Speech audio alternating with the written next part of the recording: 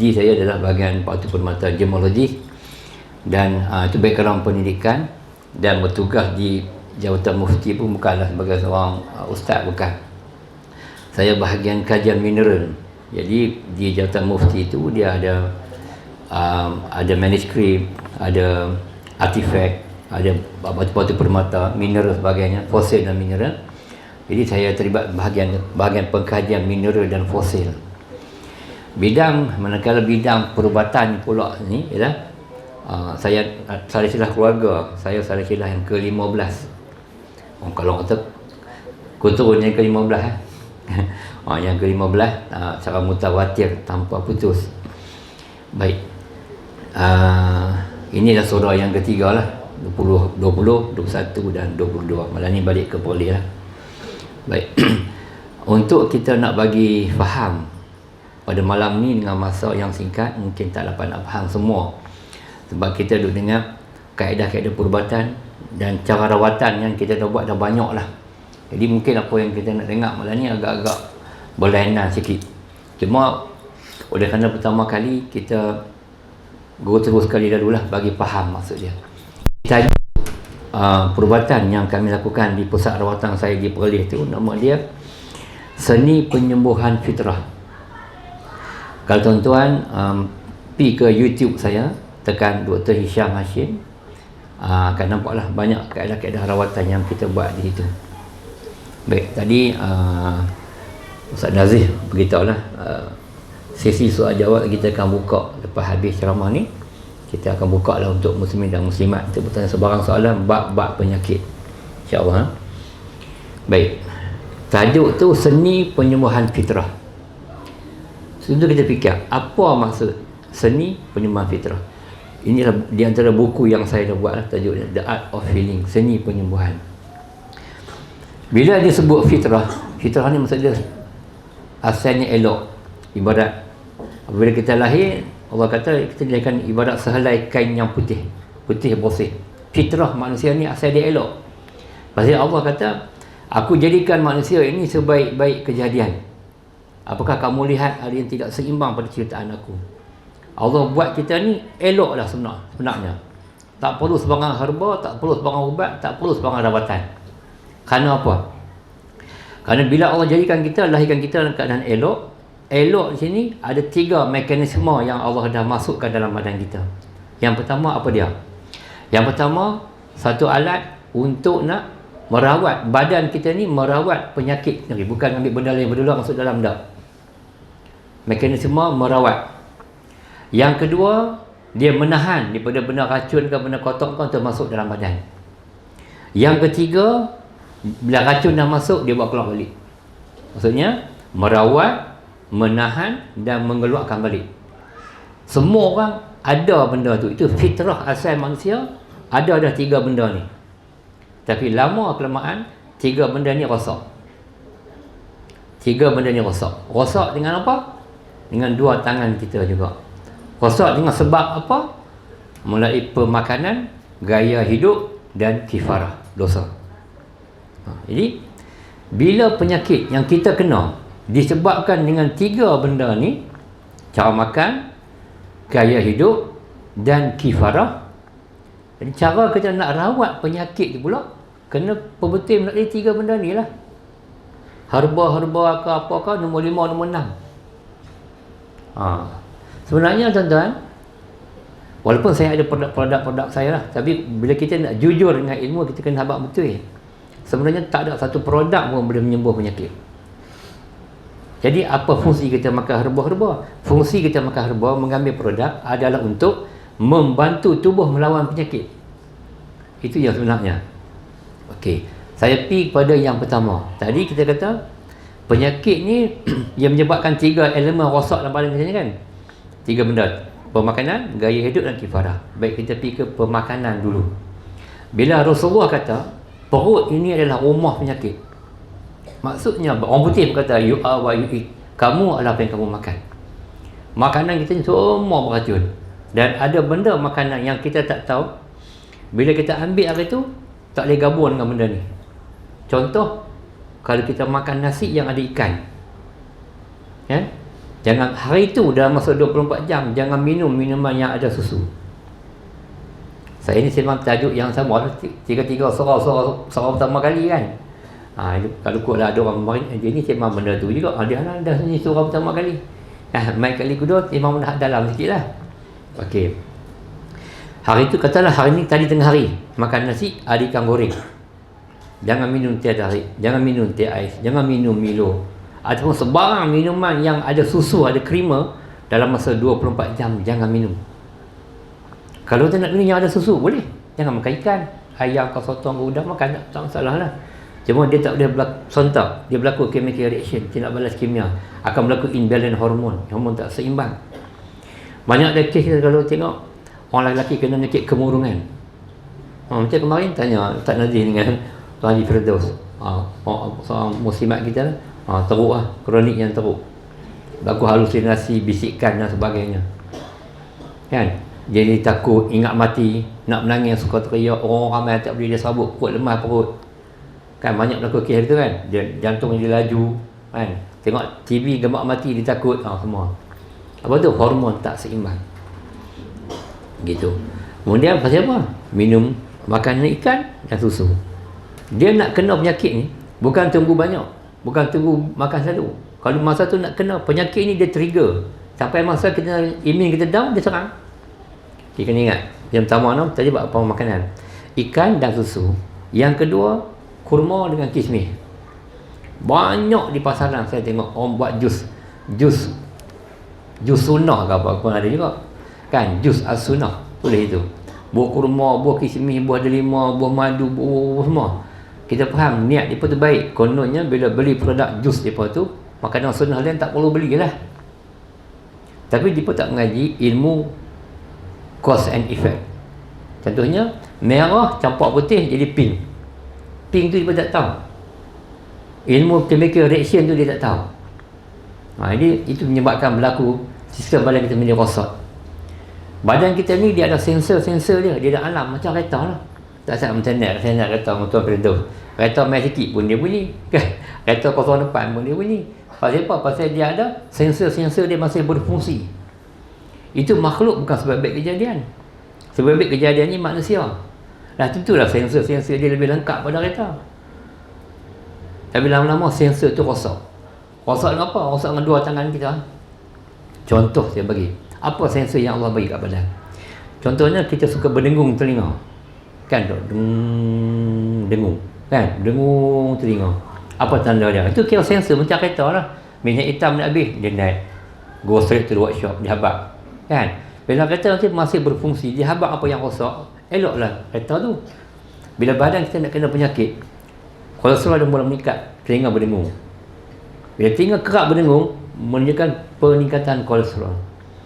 Tuan-tuan, biar lama sikit lagi akan kerap tergigit lidah. Lidah sering tergigit. Kita ada kata siapa duk ngumpat aku lah apa semua, bukan ngumpat kan, injak jantung dia nak sumbat lah. Itu isyarat badan, sign, tanda yang Allah bagi.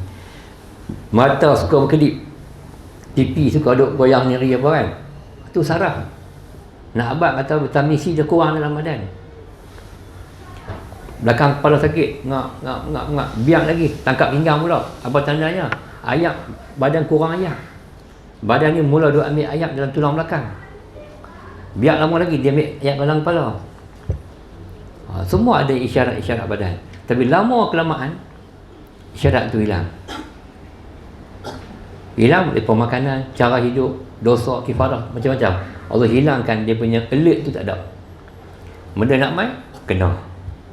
Macam kita punya kan, bila kita pegang, tak nampak api kita pegang ni, kita reflect tu cepat kan. Lama-lama bila dah dia darah dah buku, dah tak elok oksigen semua, kena bakar kat jari, aduh, baru dia angkat. Dia tak bidas orang panggil, lambat. Begitu juga dengan benda yang nak main. Bila buat benda-benda yang Allah larang, dia punya tempat nak tahanan semakin tipis memang kena. Buat dosa, istighfar, taubat, dia gitu lah kan. Jadi semua takut. Makanan tadi tu, ingat, ikan, susu, kurma, kismis. Kurma kalau orang suar kat kita, Kurma dan kismis, nak makan mana dulu?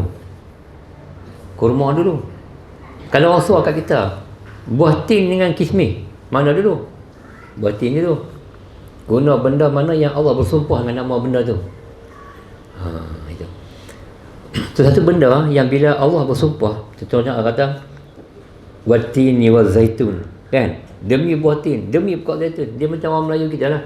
Allah bersumpah pasal Allah nak menunjukkan kesungguhan, sungguh. Macam orang kita lah, dia nak menguatkan hujah, kata dia tak berbohong. Aku tak bohong ni, bawah lampu ni. Contohnya begitulah. Nyata dia ni bersungguh, tak bohong. Tapi kita kena bertanya kepada ahli, apa maksud Allah guna buah tin? Apa maksud Allah sumpah demi Bukit Tur Sina? Kalau nak sebut kemuliaan, mulia Bukit Uhud. Allah kata aku cinta Uhud, Uhud cinta aku, kan? Uhud di antara bukit yang ada dalam syurga. Tapi pasal apa Tur Sina? Lebih kata Jabal Qubais ke tepi Kaabah, kan? Dia banyak, ada rahsia-rahsia di situ. Macam demi waktu duha, ada kata demi hari Jumaat Sayyidul Ayyam. Dia ada masa waktu yang berlaku anti gravity, penyakit naik. Semua bersangkut dengan gelombang, vibration, bumi berpusing, semua ada. Makan makanan herba, makanan yang Allah sebut dalam Quran, makan makanan yang ada hadis sahih, dia tak sembuh. Macam hadis likulli da'in dawa wa ila sam, setiap satu penyakit ada ubatnya kecuali maut. Likulli, kalau kita faham makna zahir kulli tu ke kulu tu semua, kita silap. Dia bukan semua. Tapi ada orang borong ayat kulu tu sebagai semua. Tak semua. Dia amun maksud. Satu pun yang umum ni kena khusus lah. General kena khusus. Tak boleh borong. Bila dia borong kulu semua, betulkah hadis tu sahih? Merujuk kepada apa? Jintan hitam. Lepas tu sauda. Dia kata jintan hitam ni penyembuh untuk semua penyakit. Cuba kita ambil jintan hitam, pergi ubat tengok. Hospital kosong tak hospital Semarang Jaya ni? Tak kosong. Sebab dia ada betul. Antara ilmu dengan betul, ilmu banyak tu bagus. Kalau betul tak kena, tak ada apa. Kalau kena betul, payah jadi mudah. Orang tak, aku pergi kat dia tu sedah ya. Pasal dia kena betul, kena cara. Macam ada kes baru ni, orang tu ada masalah LDL dia tinggi, lemak jahat dia tinggi. Dia orang Perlis tapi duduk di Bangi. Dia minum minyak zaitun tiap-tiap hari selama 3 tahun. Dia beli hak mahal, hambat je dalam apa semua dia makan. Dia duduk Bangi sampai 7.30, 8 malam di rumah dia akan makan minyak zaitun. Memang minyak zaitun tu Allah bersumpah demi minyak zaitun, tapi makan tak lega. Hang buat jenama apa pun, hak mahal pun dia beli. Dia jadi penyakit GERD dan sebagainya. Orang kata bagus tapi tak sembuh. Pasal dia minum minyak zaitun untuk masalah jantung ni yang ada kolesterol waktu malam. Maghrib. Betul nak minum minyak zaitun untuk jantung waktu duha. Tu kena ingat, Allah buat semua benda ni mengikut aturan. Ni contohnya ada bukit yang dekat ni, bukit apa yang dekat ni? Bukit ni kan. Allah pergi susun bukit ni, bukit apa? Bukit Bayan Lepas. Bukit Bayan terlepas kan. Panglima Bayan, Panglima Nokodam, 3-4 orang daripada Hindu. Salah seorang moyang tu Ustaz Daniel Azhar tu lah, cucu dia. Okey, ni bukit Bayan Lepas. Ingat-ingat saja ke Allah susun bukit tu tentu? Tak. Kan Allah susun Gunung Jerai tentu. Mana kapal Kedah kan? Gunung Jerai tu. Susunan bukit-bukit ni bukan saja Allah tak. Bukit ni dia pasal Allah kata wal jibala autad wa khalaqnakum azwaja. Wal jibala al autad. Bukit ni sebagai autad, sebagai pasak. Dia susun tu dia ada geometri dia, bukan saya susun untuk baris ke tu. Macam Perlis dia ada 3 kita panggil dia panggil dataran Satun, dataran Kubang Pasu, dataran Cuping. Dia ada 3 jajaran yang pegang rangka yang pegang negeri Perlis tu 3 rangka. Kalau balik ni Pulau Perlis Banjaran Nakawan, Pulau ni Banjaran Titi Bangsa. Dia ada dia punya kerangka dia. Itu. Formasi Cuping, formasi Satun, formasi Kubang Pasu. Dia 3 formasi. Itu macam tu. Jadi setiap susunan yang Allah susun ni semua ada sebab dia. Bumi kita ni berpusing ikut arah lawan jam. Semua ada gelombang. Semua yang Allah buat semua ni semua untuk manusia, bukan untuk orang lain. Kerana Allah nak jadikan kita sebagai khalifah. Tapi oleh kerana kita tidak fas'alu zikri, bertanya kepada ahlinya. Kebanyakan orang yang buat produk merawat, mereka ni bukan tabib, bukan perawat, mereka hanya jual produk. Disiplin ilmu untuk mengolah produk. Bila kita tanya kat mereka, dalam ni bubuh apa? Contohnya dia kata buah daun munggai. Daun murunggai kan orang panggil. Kok munggai. Bom kok munggai Ambil daun munggai saja ke? Daun munggai. Ambil bila? Petang-petang, tengah hari tadi, salah. Kalau nak ambil pokok apa pun, bahan apa pun pada pokok, ambil bahagian daun, pastikan ambil sebelum ke-12, sebelum habis waktu duha. Proses fitokimia masih terawet, preserve dengan embun. Kalau nak ambil daun, okey. Ini guna apa? Guna batang. Waktu bila? Lepas asap awal pagi, tak kena. Waktu nak ambil dia batang habis ke perdu, zuhur dah antara asap. Nak ambil bahagian akar ke bawah, asap sebelum maghrib. Itu masa yang kita nak cabut pokok, buat herba. Nak rawat bahagian penyakit, bahagian kepala, ubat, katalah sakit bahagian telinga, nak makan ubat tu bila? Lepas subuh sebelum sampai ke 12. Itu masa untuk nak rawat penyakit di bahagian kepala. Bahagian tengkok ni ke pinggang, zuhur asar sajalah. Bahagian pinggang, kita sakit buah pinggang ke apa kan, lepas waktu asar sebelum maghrib, sebelum matahari turun, sebelum gelombang dia jadi ultraviolet warna orange, tak boleh macam tu. Semua dia ada aturannya. Agak-agak kalau orang nak buat produk pasaran yang ada komersial di pasaran tu, nak ikut tak dia punya disiplin ilmu tu? Orang tak boleh buat. Kita nak buat kat kilang ni, tolong masak sana. Nak masak satu produk, kita kena tahu bahan yang mula-mula kita buh, bahan apa, nombor 2 bahan apa, masa nak angkat tu bubuh apa. Orang takkan buat lagi tu. Maksud tu produk homemade ni dia lebih baik sebenarnya. Komersial budak-budak kat kilang takkan ikutlah disiplin ilmu tu. Itu yang bab dia. Okey. Tadi kurma, kismis, susu, ikan. Yang ketiga, minuman. Minuman ni semua orang suka minum. Satu Malaysia, teh ais limau. Start pada malam ni, tak keluar-keluar pada sore ni, kalau pergi minum teh ais limau lagi, berhenti. Teh ais limau, buang terus. Limau ais boleh, sirap limau boleh, fresh orange boleh, hot lemon tea tu boleh, sangkuit kau boleh, kan? Ingat, teh ais limau. Katalah dalam 4 perkara ni tak ada satu, tak ada gula ke, tak ada limau ke, tak ada ais ke, salah satu lah boleh. Kalau cukup syarat 4 ni, tak boleh minum. Bahaya. Apa bahayanya? Okey, kan saya sebab chemical reaction, tindakan kimia tadi. Bila campur 4 benda ni, dia terbentuk bahan kimia baru, new active ingredient, bahan kimia baru. Bahan kimia baru ni dia mengering atau mengurangkan lendir dalam usus perut.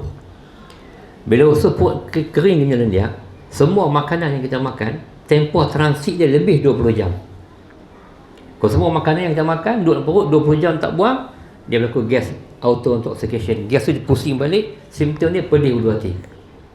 Pergi klinik, pergi habis kurang ke, ayak kapok ke, benda yang sama, sakit kan. Jadi berhenti minum teh ais limau, cukup bahaya kan. Tulis siapa yang boleh tulis tadi, tulis bagilah no? Ikan, susu, kurma, kismis, teh ais limau, buat pemakanan. Kemudian ini untuk orang muslimat, lebih-lebih lagi yang nak menjaga kanser, fibroid ke, cyst ke apa ke, atau tak mau bagi kena. Kalau makan ikan bakar ataupun sate, bekas hak terbakar dia arang, karbon tu, karsinogen, jangan makan benda tu. Siapa yang dah ada kanser, ada ketumbuhan perut fibroid, dia makan benda yang ada bekas kesan terbakar, lagi cepat dia besar. Benda tu arang, jadi karbon untuk dia. Itu. Ikan caru, ikan tongkoi yang ada isi hitam tengah-tengah, kena buang. Apa yang saya habaq ni semua base pada pengalaman yang kami duk buat rawatan dah. Kalau orang tanya di mana dia punya, tentulah kalau buat agama orang tanya dalil kan. Ada benda yang dalil testimoni, tengok mana yang lebih praktikal daripada hampa punya fakta atas kertas lagi. Ini benda the living testimony. Bila tinggal lega. Hanya bodoh atas kertas. Ni bukan teh kat tikai putih ni, bukan. Ni teh dekat orang. Teh dekat orang. Dia lebih praktikal kan. Orang panggil seeing is believing lah. Kita tengok kita tahu. Sebab apa? Orang pesakit kanser 70% mai ke pusat rawatan, alhamdulillah, asbab recak dengan kita sembuh 70%. Tapi kesemua mereka yang disiplin. Saya abang kata ayam biasa jangan makan, tukar pada ayam kampung, ayam organik, ayam bismi, ayam hijrah, ayam HPA yang satu yang paling elok. Itu yang paling baik lah. Ayam biasa tinggal kalau nak rawat kanser. Itu. Kemudian kobih jangan makan. Ni untuk semua orang. Kobih ni kalau boleh, kalau tak mudarat, kobih ni kena makan 12 hari dalam perut dia buang. Kalau tuan-tuan dan puan-puan perhati tengok, kesemua makanan yang Rasulullah makan dan perbuatan yang Rasulullah buat ketika makan, semua menjurus kepada usus. Nabi suka makan labu, suka makan betik, kan? Kita pula ada banyak petua yang salah. Kita makan buah-buah lepas makan, kan? Kononnya cuci mulut, dessert lah konon kan. Salah, tak betul. Siapa yang ajak lagu tu kan? Orang putih ajak bersekolah makan buah dulu, lepas makan cuci mulut. Cuci mulut pergi kumok je lah, kan? Makan buah sebelum makan baru betul, kan? Kemudian apa lagi petua yang salah, banyak benda yang kita belajar di sekolah, macam sistem piramid kan. Piramid makanan tu, protein lah, lemak lah, karbohidrat segitiga. Salah tu. Dia tengok tu ke bawah, tajam tu di bawah. Tapi kalau kita jawab begitu, sains kita fail lah. Banyak benda sejarah-sejarah kalau kita jawab tak jawab, lebih banyak orang telih ajak kita, fail sejarah. Itulah banyak benda. Bak madu, semua bak benda yang sama. Madu daripada makan dengan cancur plastik, betul tak? Jangan cuba cancur bersih, bahaya. Semua orang ikut pakai cancur plastik, tak guna cancur bersih. Salah, tak betul. Madu ni sifat asal dia sebelum berlaku chemical reaction, sifat asal madu adalah panas. Jangan tengok dia kata dia liquid, dia tak berat. Macam diamond lah. Diamond tu karbonnya macam mata pensel, karbon grafit. Tapi haknya dia 10. Kan? Tapi madu ni walaupun dia liquid, sebenarnya dia panas. Cancur plastik. Plastik dengan benda panas berlaku tak tindak balas kimia? Berlaku. Pasal itulah ayat mineral ni kalau terdedah tengah panas, duduk dalam kereta atau duduk luar kan, hukumnya makruh kita minum. Pasal kimia dalam plastik ni, PE ni dia dissolve masuk dalam air. Itu makruh minum air yang terdedah panas. Rasulullah awal dia memang doktor, sekarang doktor lah, kan? Jadi makan madu dengan cancur besi baru betul. Besi ni atomnya stabil. Sebab di antara besi dengan plastik yang matching dengan darah tu adalah besi. DFE, ferrum, sama dengan zat besi. Plastik tak ada unsur dalam badan. Lain semua ada, besi ada unsur dalam badan. Ya Allah, wa anzalna al-hadid, aku turunkan besi-besi dari langit. Pada besi itu ada banyak kelebihan dan kebaikan untuk manusia dan kekuatan pada manusia. Besi tu, apa maksud wa anzalna al-hadid, aku turunkan besi-besi dari langit? Meteorit tu lah. Di Quran tak katalah buat turun meteorit ke asteroid. Ayat tu bersifat umum saja. Meteor tu besi lah. Ni besi-besi ni, besi tak boleh terbentuk di bumi, dia kena bentuk di atas. Jadi setiap benda-benda ni, madu dengan camca besi boleh, camca kayu boleh, tapak tangan boleh. Jangan guna camca plastik dah lepas ni, kan? Itu yang nombor 2. Yang paling penting, kena hati-hati sungguh, kena madu tiruan. Lebih-lebih lagi madu kelulut. 60% madu kelulut yang ada di pasaran adalah tiruan. Bahan base untuk buat madu kelulut tu, dia jernih macam mineral ni. Beli mana dia haknya? Lama-lama bertontung je. Baru ni immigration tahan, satu trailer panjang. Buka-buka tu dulu, buah madu kelulut, flavor dia. Balik buah asam jawa, buah gula merah, madu kelulut. Makan nak ubat kena macam mana? Nak sahih macam mana? Beli, order dekat saya. Ataupun kalau kita ada kawan-kawan, adik-beradik yang ada belah madu kelulut, yang ada buat rumah-rumah kayu tu, beli kat dia mana. Kalau pergi beli dekat dia tak usah. Jangan sangkut tentang apa yang label dia. Kalau agama jual ke, ustaz ke, tok ke apa, bukan ustaz tu kalau agama tu yang nak tipu. Dah orang yang suruh dia jual tu habaq kata ori, dia kata ori lah, kan? Tok tu kata ori nak tipu kot tak. dah orang suruh dia jual untuk pondok dia ke sekolah agama dia ke mak tapi dah kan. Dia buat tak betul. Nak dapat 100 ml tu 2 minggu. Macam mana jual RM25? Macam ayat sarang burung lah. Sekilo yang belum proses, raw, yang tak ada bulu, ada darah, sekilo 17,000. Sarang burung. Macam mana jual RM3.5 betul? Tengok getah anggur, ibu gula, ada kot sarang burung sak bulu mata. Kita pun mana sarang burung tak jumpa. Rupanya bubuh perasa je. Jadi kelang dia tangkap yak sarang burung tu, jumpa di kelang Kuala Perlis kata ni. Sebelah kelang saya jugalah. Rasa macam nak tersebut nama pecah burung.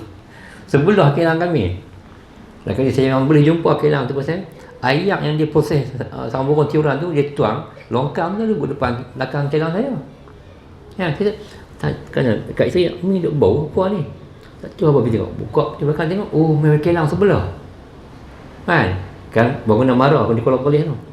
Kelang HPE yang kopi ready tu depan. HPE duk kelang SME Bank. Kami hak bagian marah. Jadi saya pun buka pintu kelang kau tu pelan-pelan. Tengok kat belakang. Tengok duk tuang ayak tu. Duk buat sarang burung tu pakai getah anggur apa lagi kan. Ibu gula. Hak lebih dia tuang dalam satu longkang kelang tu. Jadi saya serah balik kelang tu. Itu nyakit kena. Bawa makan ikan, susu, kurma, kismis, tiap limau, ayam. Ni kalau perempuan nak rawat kanser, ikan yang tulang belakang tengah, sate ikan makan yang ada arang tu kena buang. Kan? Okey, lepas tu kobe-kobe ni tinggal lah kalau tak ada keperluan, kan? Tak keperluan. Okey, itu bab makanan. Yang kedua, gaya hidup. Kan saya hebat dia penyakit bertiga benda kan? Makanan, gaya hidup, kifarah. Okey. Sebenarnya banyak lagi bab makanan ni. Untuk malam ni kita pihak tu 3-4 perkara dulu. Yang empat, gaya hidup. Gaya hidup banyak yang kita buat salah. Tuan-tuan boleh google sini tengok dari macam mana Rasulullah buang air besar, Rasulullah buang air kecil macam mana, Rasulullah nak makan ke mana. Rasulullah nak makan, sebelum makan Rasulullah akan ambil apa? Secubit garam. Garam bukit. Sebenarnya bukan garam bukit pun, dia tak sebut garam bukit. Allah ambil garam. Kaedah nak mengambil garam ni, ibu jari dan jari mana? Bukan ambil macam tu. Ambil ni. Secubit saja, sikit je. Tak di mana? Tak satu tu banyak kena pada tempat dia. Nak mengamal sunnah tu bagi dah. Perbuatan pun kena juga. Tak mana masin bagian lidah. Tepi lidah kan. Tak belah kanan. Bila kita tak garam, air liok main kan. Air liok ni ACA, hydrochloric acid. Fungsi air liok untuk mencerna makanan supaya proses penguraian berlaku cepat. Kemudian dah makan garam sikit, kita ambil nasi, kita goreng nasi. Kan? Kita gaul nasi. Fungsi gaul apa? Supaya berlaku proses penguraian mikro. Pada di hujung kuku ni ada enzim. Dah kita goreng, kita makan. Dah makan nasi habis apa semua, kita isap jari di ujung-ujung jari. Bukan kulum dah, isap je. Ada orang kulum main tani pun kan. Isap di ujung kuku lah. Buat gini, syarat. Isap tu mana? Cara yang kita gunting kuku lah. Dia ada dua usia, ada dua dalil. Dua-dua boleh pakai. Jari ni, jari tunjuk, jari tengah, jari mana, jari kelingking, ibu jari. Cecap ujung-ujung jari saja. Habis dia cecap, ambil garam pula, dia cubit lagi, belah kiri lidah. Maksudnya ACA bawah ada, ACA atas pun ada. Jadi proses penguraian berlaku cepat. Nampak? Semua yang Nabi buat semua merujuk kepada usul perut. Ya. Dia suka makan labu, dia suka makan temikai, dia goreng nasi. Kemudian nak beritahu yang kita duk basuh tangan guna ayak alkohol tu nak guna kuman kan. Hak dulu-dulu ni masuk supermarket ke apa kerja basuh tangan kan. Apa tu kan? Tak usah guna lah. Tak guna. Basuh tangan guna shampoo, guna sabun bagi banyak, bagi bersih, bagus. Kan kuatlah kita buka pintu supermarket ada macam-macam penyakit kan. Basuh tangan elok. Sebab apa? Pasal apa kalau kita goreng nasi dalam periuk nasi basi? Nasi basi tu pasal ada enzim yang berlaku proses mikro penguraian, decomposition. Dia mencernakan, dia mengurai makanan tu. Pasal ada enzim di ujung kuku, di ujung jari. Sebab tu Rasulullah makan diisap ujung kuku supaya makanan yang dalam perut terlelai. Dia ada kuman baik. Kemudian bila kita pergi basuh benda-benda tu yang ada alkohol 70%, kuman baik yang ada di tangan ni mati. Jadi bila kita makan, makanan yang kita makan duduk dalam perut lama 20 jam tak buang. Kita nampak macam elok, ikut SOP elok lah. Tapi dalam tu rupanya ada lagi dia punya strategi. Dia nampak macam elok, macam bagus, habis kena. Itu. Jadi basuh tangan, guna sabun dengan shampoo elok. Kalau ni tak ada dah lah. Kalau kita buat tu elok lah. Jangan guna benda tu. Okay. Lagi bila tidur malam ni, bila orang ada kanser dan kemurungan, bilik tidur jangan buka lampu, tolong gelap terus. Lampu dapur, lampu bilik air, lampu ruang tamu, cahaya masuk sikit-sikit kat bawah pintu tu boleh lah. Pasal apa yang tak boleh buka lampu? Baik, malam ni badan ni kita ada hak. Malam lah badan akan mula buat repair tisu hak rosak. Repairing yang betul dia 3R, repairing, reparation dan regenerative. R yang pertama, malam ni badan kita akan buat repair apa tisu hak rosak dan akan ambil apa ubat ke herba-herba yang kita makan, akan piantak tempat yang dia perlu untuk repair. Proses repair dan hantaknya akan berlaku bila badan kita totally shut down. Badan kita berehat sepenuhnya. Badan kita berehat sepenuhnya bila hormon melatonin keluar. Dia ada dua, serotonin dan melatonin. Bila melatonin keluar, kita mengantuk, kita lena. Melatonin keluar bila? Bila gelap. Bila kita cerah, kita buka lampu, otak kita set kata tuan tubuh ni tak lena.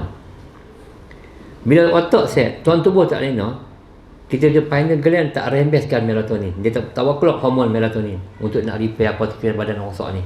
Sel T dan sel B pun akan dicelaru. Kan? Lepas tu Rasulullah tak bagi tidur buka lampu. Tapi ada orang yang tak boleh gelap, dia lemah. Ada buang sikit-sikit, bolehlah lampu yang boleh pelekat di pelak tu dulu ke, lampu ni tutup dulu. Lama-lama boleh tinggal sikit-sikit. Kan, kalau kita nak guna market pergi bilik air, masa nak pergi bilik air, market buka switch lampu. Buka switch pergi bilik air, masuk lampu ni, tutup lampu tu.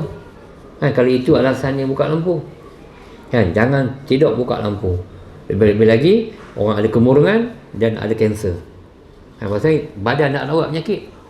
Dan ubat-ubat yang kita makan nak guna untuk nak repair. Jadi kalau buka lampu, tak ada apa. Gitu no? Kemudian masuk bilik air. Kadang-kadang kita tengok macam benda ni tak penting. Penting sangat-sangat. Masuk bilik air, tolonglah langkah kaki kiri. Kalau saya cerita panjang lagi, kemarin surah apa yang puluh tak lah. Kan? Masuk bilik air, janganlah langkah kaki kanan. Pesan ke anak-anak, berkat seperti itu, Allahumma inna suka minal khubs wal khubais. Kan? Sebelum masuk bilik air, ni dalam gaya hidup kan. Kalau kita keluar pada rumah, tolong pesan ni ke adik-adik yang ada ni, tolong ingat beli tumpu. Bila keluar pada rumah, daripada jauh sampai depan rumah, kalau ni pada jauh ni, kalau dari jauh pergi kerja ke, pergi market ke apa-apa, sampai depan rumah, tolonglah jangan masuk rumah tu. Kalau rumah ada pipe air, basuh kaki dulu. Kalau tak basuh kaki, boleh tak? Boleh, tapi duduk sat sependek je, jangan masuk terus, duduk sat. Lepas tu sampai depan pintu, baca a'udzubillahi minasyaitonirrajim, syarat ludah belah kiri, kemudian langkah kaki kanan, bagi salam. Jangan masuk rumah langkah kaki kiri tak bagi salam. Kena ingat, rumah kita, pintu rumah kita belah kiri ada satu jin nama Ummu Sibian. Dia akan ikut. Dia tunggu tengok siapa masuk rumah langkah kaki kiri, dia ikut masuk dalam rumah. Pergi tak mana? Bilik air. Dalam rumah tempat yang bersuka bilik air lah. Dia duduk bilik air. Apa tunggu? Dia nak buat dalam bilik air? Dia tunggu siapa masuk bilik air langkah kaki kanan. Jadi masuk bilik air, adik-adik semua kena ingat ni, masuk bilik air lepas ni langkah kaki kiri, baca doa Allahumma inni nas'aluka minal khubs wal khubais. Langkah kaki kiri doa berlindung, jangan masuk kaki kanan. Okey, nak bagi habis. Bila kita langkah masuk kaki kanan, kalau terlupa masuk kaki kanan, tak baca doa pelindung, orang ni tak ada perlindungan. Ummu Sibian yang masuk tadi ni, dia boleh bagi otak kawan tu jadi lalai. Bila mandi, shampoo yang tak jurus, shampoo yang kita mandi tadi tak sabun balik, tak cuci balik ke, ketul sabun jatuh, kita terpijak, kita angkat bubuh atas ke, ada pinggan, ada piring dengan lantai, dia tak tolak tepi ke, adalah benda saja supaya orang seterusnya tersadung kaki, pijak, jatuh ke bawah bilik air. Kita dah dengar orang jatuh bilik air, lepas tu kena maestro. Pasal apa? Kalau rebuah bilik air kena lumpuh. Kalau jatuh pokok nyok ke kan, jatuh pasal siling bumbung atau bumbung rumah, apa pasal tak lumpuh lagi tinggi. Aksiden kamera api awak lumba basikal, saya ada lumba basikal tahun 88 suka Malaysia paling lumba basikal lah, jatuh berapa kali lah kan, tak lumpuh pasal apa, rebah dalam bilik ayak kan tinggi, pasal apa kena lumpuh. Tak ada orang rebah bilik ayak kena mikir sedung, tak ada kan. Dia rebah dia mesti maestro. Bila kita jatuh kan kita terkejut kan kita tarik nafas, CBR masuk. Badan ni ada 7 tempat. Dia tahu dia Allah perintah dia pemilik tanah di bumi dulu nak buat jasad Nabi Adam. Dia ketua malaikat Azazil, dia yang bantah awal kan. Jadi bila dia masuk, CBR pergi duduk tempat yang jatuh tu lah. Kata tempat bongkok ni. Tempat yang sakit tu dia pergi duduk lama. Tempat yang duduk lama tu belak keluar darah beku. Jadi kita punya neurotransmitter kan, guna neuron nerve, saraf terima dan otak kita terganggu, blok, ada belak keluar. Asalnya benda begitu ya, melanggar sunnah. Jatuh, ganggu. Okey, katalah tiba-tiba kita masuk bilik ayak, langkah kaki kiri, kita baca doa berlindung. CBR keluar dari bilik ayak. Dia keluar dari bilik ayak, bukan keluar dari rumah. Dia keluar bilik ayak, masuk bilik tidur. Duduk atas katil. Nabi suruh buat apa duduk atas katil? Khibah. Hilang kan?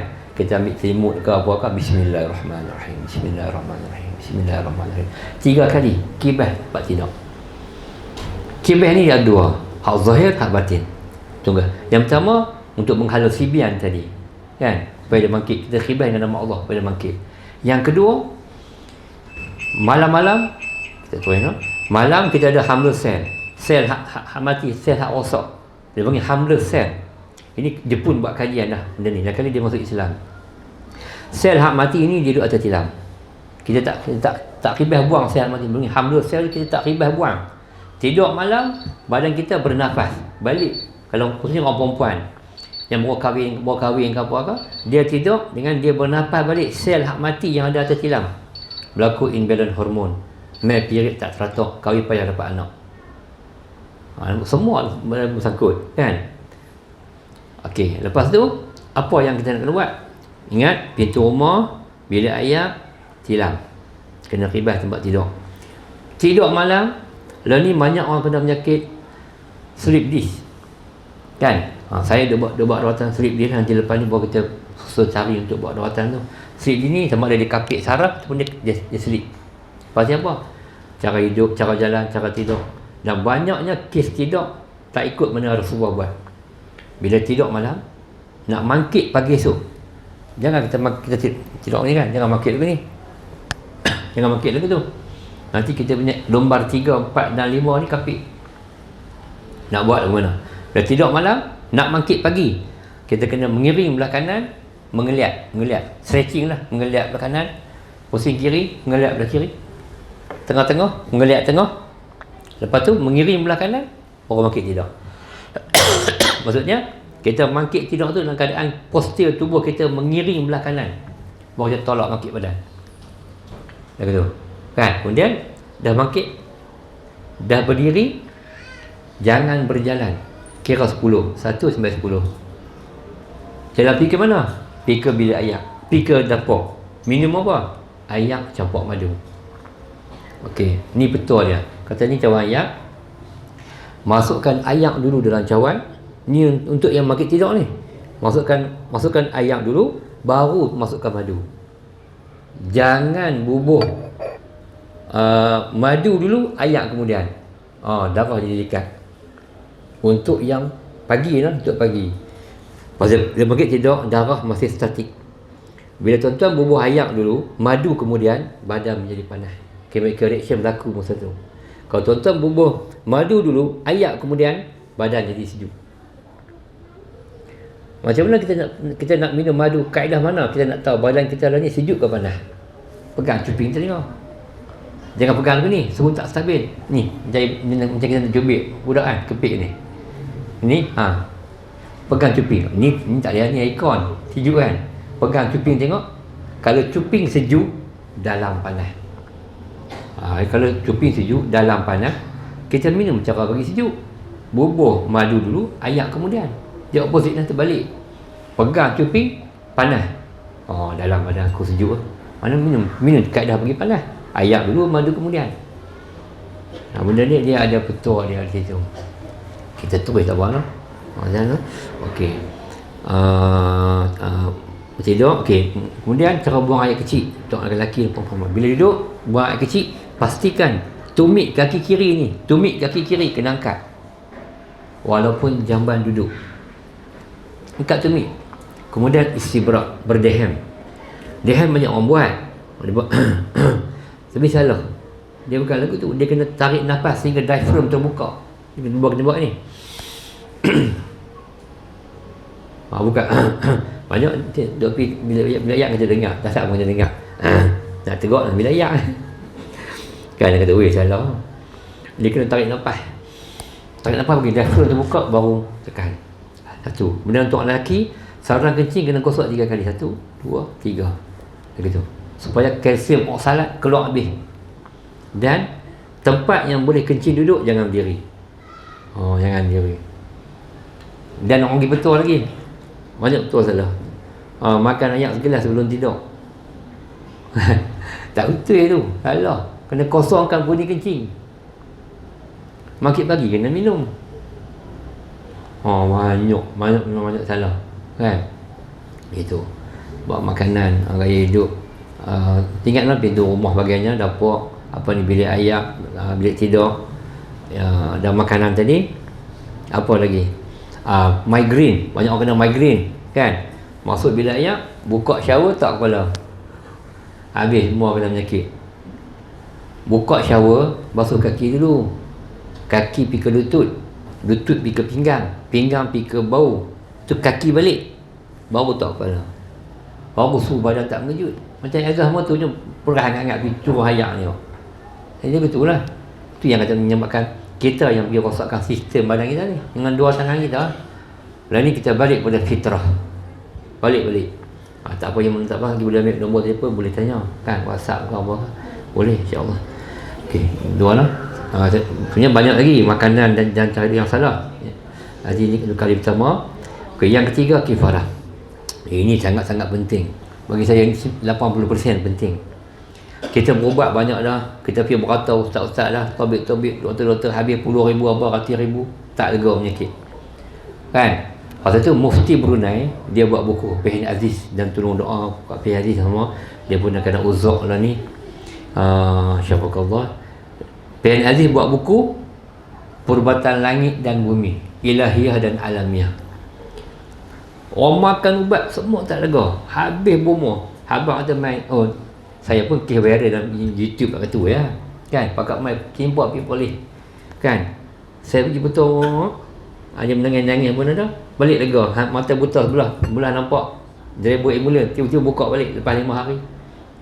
Saya tak sangka punya kita ni benda yang kita pandang kecil je penting sebenarnya. Macam teori bongkar ais lah. Tengah laut nampaklah ketua air besar ni timbul. Kita kapal besar, langgar, tak apa kecil. Langgar tenggelam. Rupanya yang nampak atas permukaan besar ni. Bawah dia 90% lagi ke kapal Titanic kan.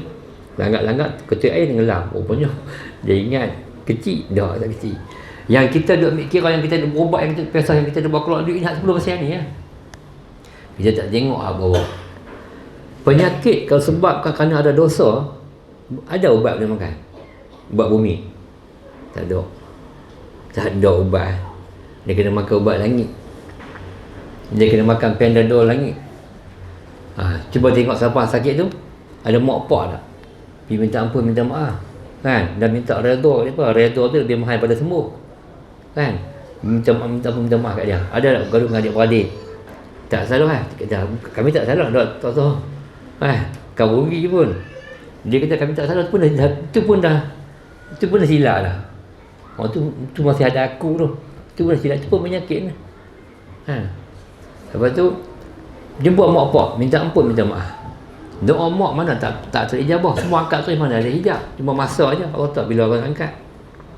Jadi kalau angkat lalai, dia buat pula. Allah tahu lah. Memang Allah tunggu. Masa kena angkat. Jadi kalau berubat, siapa berubat sini tak mau lega, tengok berhenti sat, tengok.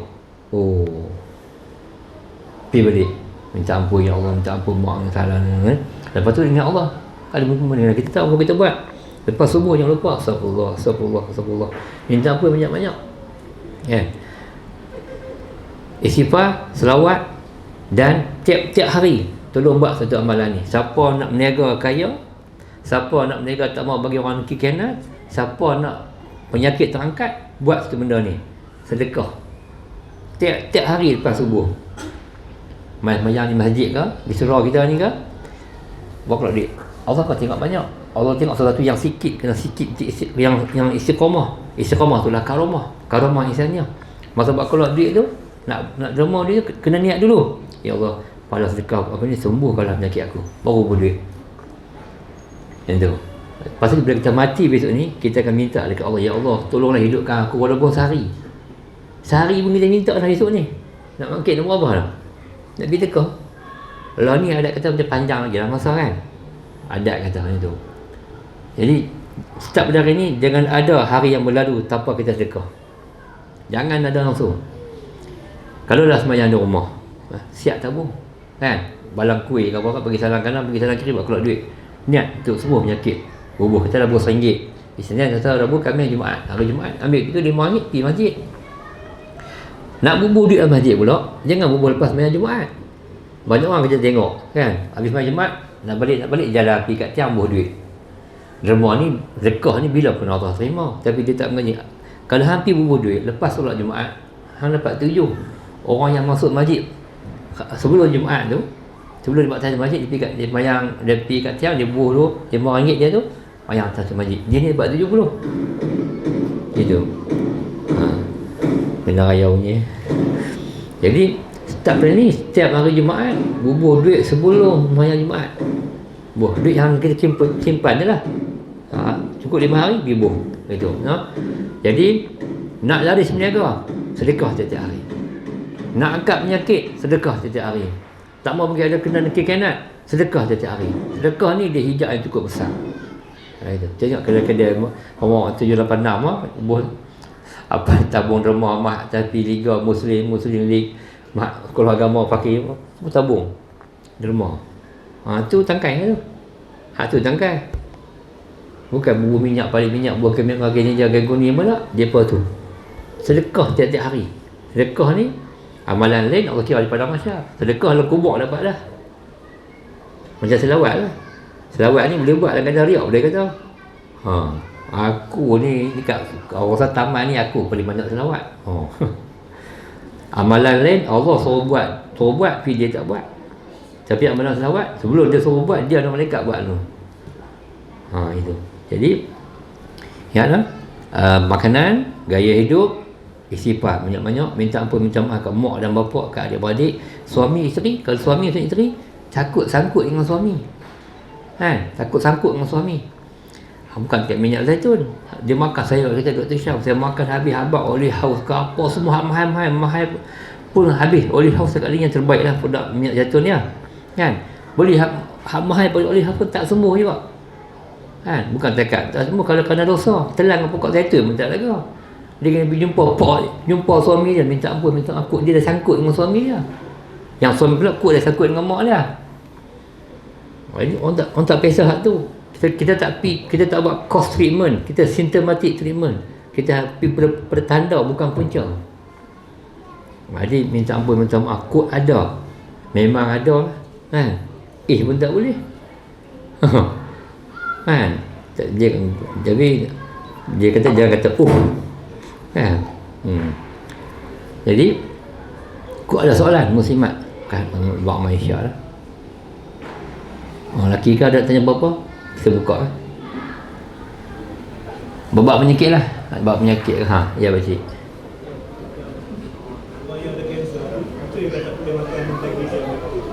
Ya okey. Sini. Dia baiknya white meat kan. Okey, sebenarnya dia ada faktor-faktor lain sama yang menyumbang kepada tak boleh makan daging merah tu. Contohnya macam dia berkata jangan makan kambing kan kena darah tinggi dan sebagainya kan. Saya pergi ke situ lah, jangan makan kambing. Habis tu untuk Arab yang makan sekor kambing 4 orang semua tak kena darah tinggi kan. Jadi dia kata apa? Jangan makan daun munggai, pokok munggai, merunggai, kena angin. Habis tu, mama orang suka makan munggai, kena angin semua. Dah. Dia dah. Sebenarnya, tuan, kita kena penyakit bukan kerana kita tak jaga makan. Kita tak kena penyakit bukan kerana kita jaga makan. Dok. Hang jaga pilah macam mana pun. Hang tak makanlah red meat, daging merah macam mana sekalipun. Kalau kena, nak kena, memang kena. Pakar jantung Perlis, Datuk Dr. Karam Singh, pakar jantung Perlis. Dan dia Dr. Raja Perlis lah. Mana Tuan Kupi, Datuk Karam kena ikut lah, doktor peribadi bagi jantung. Dan di rumah Datuk Karam ni, dia letak seorang nutritionist, pakar pemakanan yang menjaga makanan Datuk Karam. Makanan Datuk Karam ni ditimbang, kalori-kalori ni, nak makan semua timbang-timbang. Baru ni mati, demam jantung. Mati demam jantung. Habis tu nak kira macam mana? Kan? Jangan makan gula manis apa semua tu, orang bertanya orang Kelantan sampai Kelantan gula manis. Tapi tak kena manis banyak dia apa? Pasal apa? Ada dietary dia pun hak balance balik. Apa dia? Apa suka makan ulam. Kalau jangan makan pulut, jangan makan pulut manis manis. Habis orang dulu dia buat pandang macam kami orang boleh kan. Makan apa? Pulut pilah buat kerja. Lu tak bawa kemai lah semua. Dia makan pulut dia duduk. Memanglah gula tu terkumpul. Kan? Kalau makan pulut, pi buat kerja, gula tu tukar pada gula rikas pada tenaga. Saya tanya gitu ya, kan? Banyak benda. Sebenarnya boleh makan pakcik. Kanser tu boleh makan. Tapi apa yang dia nak kena belakan balik kalau dia nak makan daging merah, dia kena pastikan dia kena banyak makan ulang. Brokoli. Orang perempuan, saya nak beritahu, banyak makan sayur dan buah-buahan hak warna purple. Hak warna ungu. Dia tinggi mg, manganis. Apa dia? Dragon fruit. Buah manggis. Ubi keledek warna ungu tu. Kan? Bayam warna ungu tu. Kesemua benda ni dia ada common sense nya kat cam lepas ni. Dia ada ilmu caman orang tua panggil. Kalau pokok tu buah tu berwarna purple, baik untuk kanser. Contohlah kita tengok pokok. Tengok pokok, daun dia orak selari, monocotyledon. Pokok yang orak dia selari. Dia tak ada orak pecah-pecah. Pokok apa? Pokok nyok, pokok pinang, pokok pandan, rumput, serai, kan? Kesemua pokok yang daun dia orak selari, mana ada akar tunjang? Semua akar serabut. Betul tak? Kalau kita tengok, oh pokok ni orak dia selari, jangan tanya ubat apa. Kita tahu dah, oh pokok ni orak selari. Oh dia ni pokok ni unsur dia sejuk. Sifat dia diuretik. Kalau kau makan dia kencing kerap, buah pinggang akan bersih. Dia ada sign, tanda kebesaran Tuhan yang Allah bagi kat pokok tu. Orang yang tahu tu, oh tahulah. Kalau pokok bergagar, dia tak tanya, oh bergagar baik otak dan untuk buah pinggang. Signifikan dia bentuk mana? Kita pergi ambil ginkgo, tak kena. Allah Maha Adil. Allah buat kalau penyakit di sini, ubat yang paling baik bagi kita, yang ada paling hampir dengan kita. Kecuali produk itu bersifat sunnah. Sauda, minyak zaitun, madu, angkatlah. Madu, dia pada sembang buat madu sidir, madu Hadramut. Kampung Tok Wan saya lah, Yaman. Kita tidak menafikan keberkatan bumi Hadramut tu, kan? Tapi madu yang paling baik bagi kita, madu yang ada kat kita. Pasal dia suhu hawa badan tu orang sini, ubat dia sebenarnya di sini lah. Kita suka duduk bercanggah, kan? Orang makan ginseng, makan ginseng buat apa? Makan tongkat ali, darah bersih, buah pinggang sihat, kan? Dia dah apa? Ginseng tak bagus ke? Ginseng bagus untuk orang sana, suhu tanah tumpah darah badan dia sana. Ini semua dia ada ilmu tanda, ilmu caman.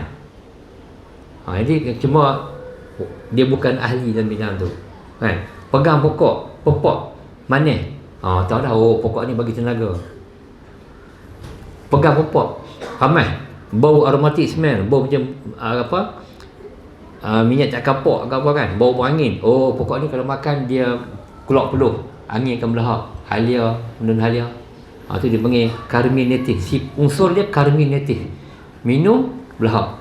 Kalau makan kencing, unsur dia diuretik. Makan kalau dia berak buang racun, unsur dia detoxification, detoxify. Ada pada unsur-unsur pada tumbuhan. Pegang pokok kuning, oh dia ada ubat racun. Ini apa? Ini iodine, iodize. Kunyit, mengkudu, Morinda citrifolia, Dia ada lah benda-benda di situ. Jadi untuk tu pakcik, makan tak ada masalah, tapi kena balancekan dengan herba, dengan ulam. Ulam itu. Ada soalan? Ya. Prostat. Okey, yang pertama tadi saya habaq mengenai cara duduk. Cara duduk nak buang air kecil kan. Duduk tu, tumit kaki kiri kena angkat. Ginjal tumit. Kan? Lepas tu istibrak berdehem 3 kali. Tak ada panggil sehingga diaphragm terbuka dan dikosok saluran kencing 3 kali. Kan? Kemudian nak tidur malam jangan minum air. Kosongkan pundi kencing. Kan? Kemudian siapa yang nak mandi malam, pastikan 2.30. Siapa mandi malam 2.30 pagi, jangan fikir paru-paru lembab dah sebelum tu. Siapa mandi 2.30 pagi, insya-Allah tak kena jantung. Tapi janganlah mandi saja. Kan? Buatlah 2 rakaat ke apa. Dah mandi dah badan segar. Kan? Pergi masuk bilik ayat, kencing boleh kan? Masuk ayat pergi kencing. Tak boleh ambil wuduk. Itulah. Pasal apa? Jasad kuat, roh lemah. Itu. Macam tu Abu Syekh Rahman tadi kami bicara di Ma'tafi Ibn Sina lah. Ustaz Bukhari yang duk maulid tu. Ya Syekh Rahman. Dia kurui kering tak larat. Jalan pun nak terbah-rebah. Kan? Sehari tak banyak sebenarnya, baru 70 rakaat. Jalan dia tengok. Orang panggil Syekh Rahman Syria. Jalan pun botol tumit dia pun nak jatuh. Tapi semayang sehari 70 rakaat. Roh dia kuat. Jasad dia pun lemah. Kita nampak kemas pun. Ya. Tak boleh lagi. Saya pun lagu tu lah. Makit malam, boleh kencing tapi nak ambil wuduk, nak basuh tangan, muka, kaki pun tak boleh. Teruk memang teruk kita. Itu. Lagu dah nak buat. Oleh kerana kita teruk, kita kena berkawan dengan orang baik. Oleh kerana kita ni tak soleh, kita kawan dengan orang soleh. Oleh kerana cium tangan. Kan? Oleh kerana kita ni jauh pada Allah, kita dekat dengan orang yang dekat dengan Allah. Macam kita jual minyak wangi, soalnya terkenal minyak wangi juga. Gitulah contohnya. Tak perlu nak jadi wali. Tak perlu. Sekurang-kurangnya kita kawal dengan orang baik, orang yang pernah pegang tangan-tangan wali, orang soleh, duduk di bawah payung kewalian. Itulah. Ada soalan lagi? Ada lain? Okay. Belah kanan. Ya. Jangan makan. Betul. Dia sebenarnya banyak betul orang tua-tua dulu dia tak tahu nak elaborate, dia tak tahu lah nak syarah benda tu. Macam kita kata orang tu pesan kalau keluar dari rumah nak balik basuh kaki, guna ayat dan tempayan kan. Orang fikir ni mesti ada betul. Bila betul orang tua dia akan fikir macam mistik. Sebenarnya dia ada scientific explanation situ sebenarnya. Sebab dia ada benda, ada enzim dalam kepala ikan tak bagus. Dia bukan kepada kefahaman kemelayuan tu bukan. Dia ada benda tu orang tua tak tahulah. Tu yang saya habaq tadi tu, ada benda yang kita nak buktikan segi clinical data tak dapat diterangkan, tapi dia kepada seeing is believing. Memang berlaku benda tu. Dia ada benda. Lebih-lebih lagi ikan nyok-nyok. Kau di kepala ikan kan. Tapi kena tengok kan. Kita minta ampunan kadang-kadang kita cakap benda kita tak buat. Takut juga. Tapi tak apa ni, sekadar berkongsi. Tak salah kan? Sekadar berkongsi. Dia ada lah benda dalam kepala tu. Lebih-lebih lagi bila ada batu. Pasal nak ada batu keras dalam kepala ikan kan. Batu tu untuk balance kan, dia nak pandang dan layak. Kalau dia duduk sebelah ni, tepi sengit sebelah kan, dia nak balance. Bila kita pergi rebus kepala ikan tu, batu tu dia mengeluarkan Ca, CO3, kalsium karbonat. Dia menyebabkan dia mengganggu buah pinggang dan sebagainya. Macam kami orang boleh, banyak orang boleh kena batu karang. Pasal ayat tu dia boleh laku dia kowe kan.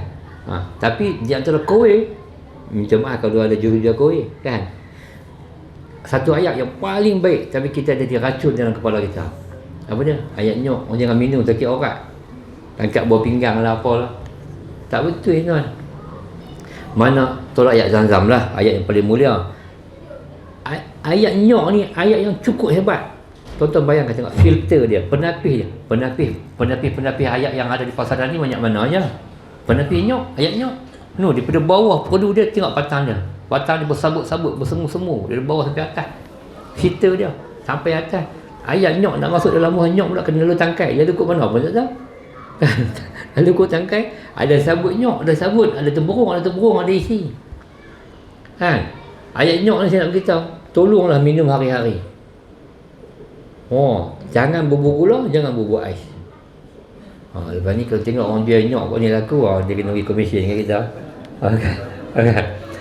Jadi minum hari-hari ayat nyok. Memanglah bila kita makan ayat nyok, hari ketiga, keempat, ditangkap pinggang. Pasal apa tu? Itu dah DOC, Duration of Cure, ataupun Healing Crisis, krisis penyembuhan. Badan kita mula nak buat kerja, jadi berlaku dah tindak balas. Orang tua kata dah, Allah bisa, tegal biasa. Macam bisa ulang lah. Kalau ulang batuk, kan? Sebenarnya bisa ulang, bukan ada bisa. Bila ulang batuk, bisa ulang ni dia ada neurotoksik, dia hangat. Bila batuk, sel kesatuan mati, kan? Itu saya tu. Dia mati tu bukan pasal bisa ulang tu, kerana jantung dia berhenti pam. Pasal apa jantung berhenti pam? Pasal oksigen tak sampai. Pasal apa oksigen tak sampai? Darah beku. Pasal darah ejen yang bawa oksigen. Pasal apa darah beku? Neurotoksik tadi, kan?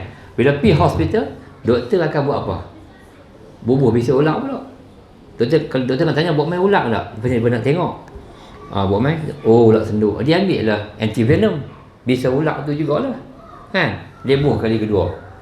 Dia bukan seduk buang, dia buah tambah. Kan? Ulang patuk sekali pun darah dia beku lah. Ikut hukum makan kita banyak tak canggah lah. Buah kali kedua kena beku habis tu badan. Tapi dia tak jadi lagu tu. Kan? Bila buah kali kedua, bisa ulang ni panas. Bila bisa ni panas, darah hak beku tu, blood clot tadi tu, darah tu cayang balik lah. Panas tu kena darah beku dia cayang, darah flow balik. Bila darah jalan balik, bisa ulang tadi ada dua. Bisa ulang ni dia akan buang kan, dia boleh tambah kan. Bisa ulang hak dua ni dia pergi dah kat jantung, beku dah darah dalam jantung. Bisa ulang hak dua ni dia pergi dah kat otak, bisa ulang dalam badan kat otak, pergi kat pinggang, ambil awak tak rasa. Jadi konsep dia, yang satu mengalahkan yang satu. Kalau telinga masuk ayak, takkan orang cukir buang ayak. Pasal apa? Kalau telinga banyak, orang buang ayak tambah lagi, kan? Masa nak pergi hilang masin pada ikan, orang kan masuk, orang buang garam. Konsep neutral. Jangan macam kawan-kawan susah, tapi hang buat tambah susah pun lagi. Ini tak boleh lah. Aku tengah duk teruk nak pinjam duit lagi. Ini ayak masuk telinga, buh ayak. Habis ni Allah bisa, tegal biasa. Itulah. Macam orang kena penyakit katai, budak, kalau saya dia budak Syam dan Naik, kan, nak pergi makan apa? Makan benda katai. Macam orang kena penyakit campak, kan, sampai atas kaki orang suruh makan sup ayam supaya benda tu keluar pergi habis. Tapi jangan sampai, kalau benda tu tak sampai kat kaki, jangan makan sup ayam lagi dikarang balik, jangan dibimbur bedak. Betul tak, kan? Kalau dia baru tak keluar campak tu, kalau tak sampai ke kaki, jangan dibimbur bedak. Banyak orang perempuan yang ada pengantin baru kahwin, dapat anak dia berkentang, dia tengok ada orang berbedak, karam raya guling-guling budak tu. Dan mak pak tu, Tok Wan ni kena tengok campak pun ni, kan, bila-bila lagi mana-mana vitamin K, kan. Jadi apa vitamin K tak apa kot. Apa dia sampai atas kaki, biji-biji atas kaki, baru makan sup ayam sikit-sikit, kan, baru dia keluar lagi habis. Jangan bagi garam, bagi keluar habis, baru buru bedak ke, daun bambu ke, apa kan gitu. Jadi tolong start pada hari ni, minum ayat nyok banyak. Mana-mana kalau ditangkap pinggang, makan terus, terbit keluar. Tuan-tuan nak buang satu kotoran dalam tong yang besar, tong tu besar, dalam lama dah penyakit tu, nak buat macam mana? Nak terjun dalam tong tu tinggi jauh, nak buat macam mana? Bubuh ayam banyak-banyak, buat ma'ruf banyak-banyak, buat ma'ruf banyak-banyak, lama-lama hak muka akan keluar. Kecuali kalau tuan-tuan nak terjun dalam tong tu pergi kikih, kan, terjun kan payah, nak buang nak susah, bubuh ayam banyak-banyak, lama hak keluar akan keluar nyeri. Tapi orang yang jenis nak pergi terjun buat muka tu, dia akan fikir orang buat baik, buat baru tu. Masuk dalam tuntik, nak cuci macam mana? Pun terpalik habis semua, tak boleh. Kena duduk kat jauh, tembak nerah kat jauh, itu berhenti mah. Ini dia pergi terjun dalam tu, Tak boleh, memang bungkus memang tak boleh. Jadi yang pertama, ayat nyok. Tiap hari tanpa gula, tanpa ais. Potong, minum ori. Kalau dapat minum ayat kau itu ayat penapih hak lain, silakan, tak ada masalah lah. Tapi yang terbaik adalah ayat nyok. Ayat nyok. Okey. Ada soalan lagi? Lain? Okey, bang ni. Okay, itu satu soalan yang jelas. Saya kena tahu lebih detail kan. Bekerja, macam mana kerja apa? Buat lori. Yang pertama ni, kita kena tengok tulang belakang. Bila sebut bawa lori, sebab tu kaedah perubatan kita panggil cost treatment. Contohnya, kalau tuan pergi ke klinik 5 orang sakit kepala, kan? 5 orang sakit kepala, doktor akan bagi ubat sama lah, sakit kepala, kan? Tapi orang pertama mungkin sakit kepala kerana kurang tidur, orang kedua mungkin kurang ayak, orang tiga mungkin stres ke apa kan, orang keempat mungkin tulang belakang lari ke, selip berdiri ke apa kan. Jadi kalau punca sakit kepala tu tak sama, boleh ke ubat yang sama? Tentulah tak boleh.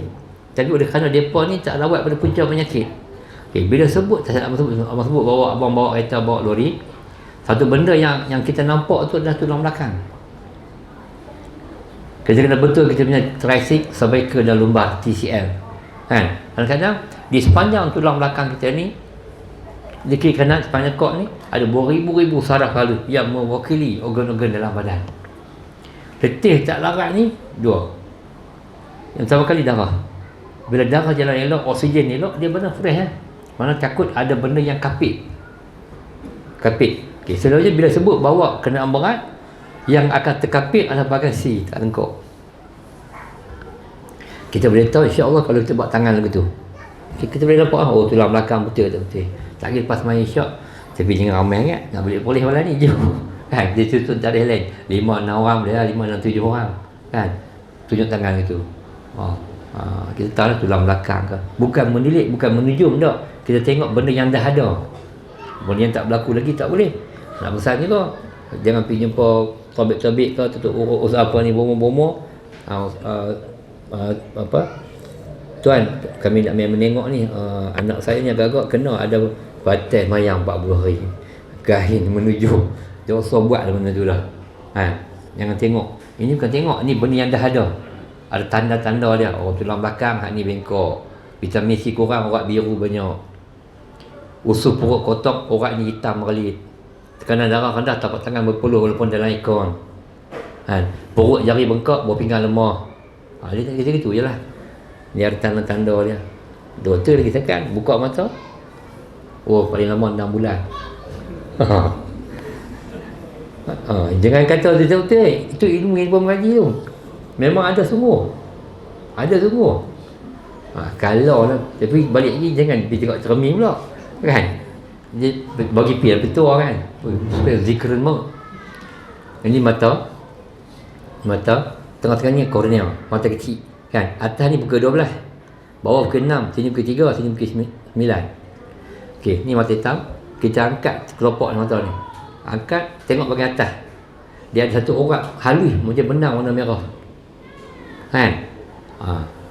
Kalau dia lurus betul dengan dia main lurus betul dengan kornea dengan mata hitam.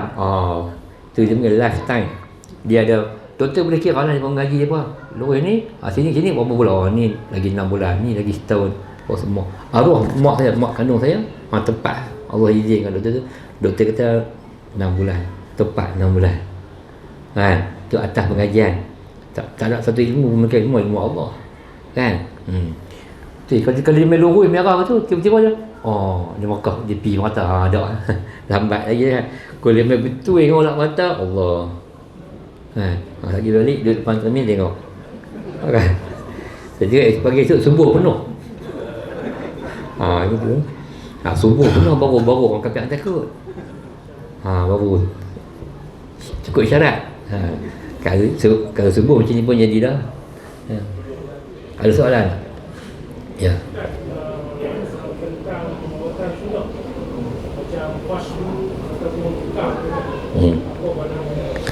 Okey, baik. Peribadi saya lah, buat apa saya lebih suka bila benda yang Nabi sebut. bekam. Siapa nak yang buat fasyidu tu saya tak nafikan. Saya lebih suka berbekam hak Nabi sebut. Dan al-kain. Al-kain ni ada tusukan besi panas. Tapi Nabi kata sesungguhnya aku tak suka al-kain. Bukan tak boleh, tak suka. Tak suka kita tak buat lah. Tak suka tu kan pasal apa? Sakit dia meninggalkan bekas. Jadi kita lebih baik kita amalkan bekam.